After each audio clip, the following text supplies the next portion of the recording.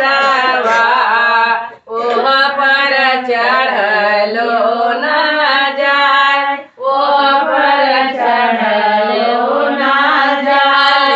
तना ससुर जी कुदरिया रहिया देता बनाय, रहिया देता बनाय। उगते सूरज देता रहिया, सूरज ले त्यों मनाय, सूरज ले त्यों मनाय। गंगा जी के ऊंचा रे रवा ओह पर चढ़लो न जाय, ओह पर चढ़लो न जाय। मुखना भसुर जी सहाइया रहिया देता बनाय, रहिया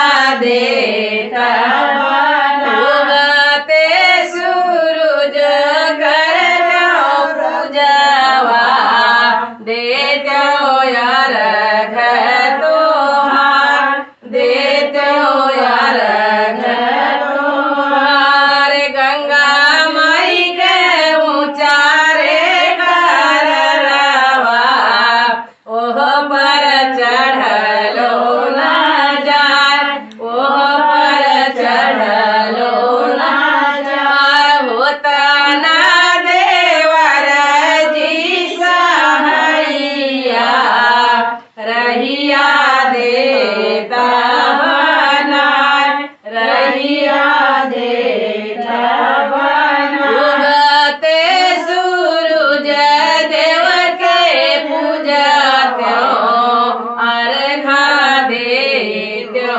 कराय, अर्घा देत्यो चढ़ाय।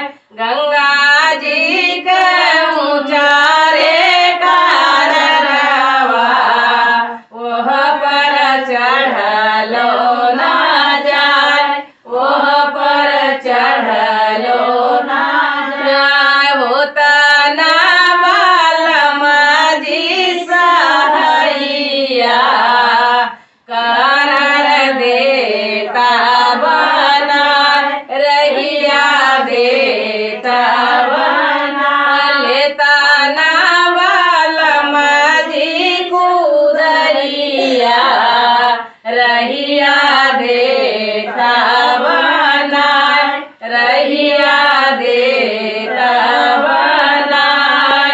फल फल से भरल दउरवा छठी माई के पूजावा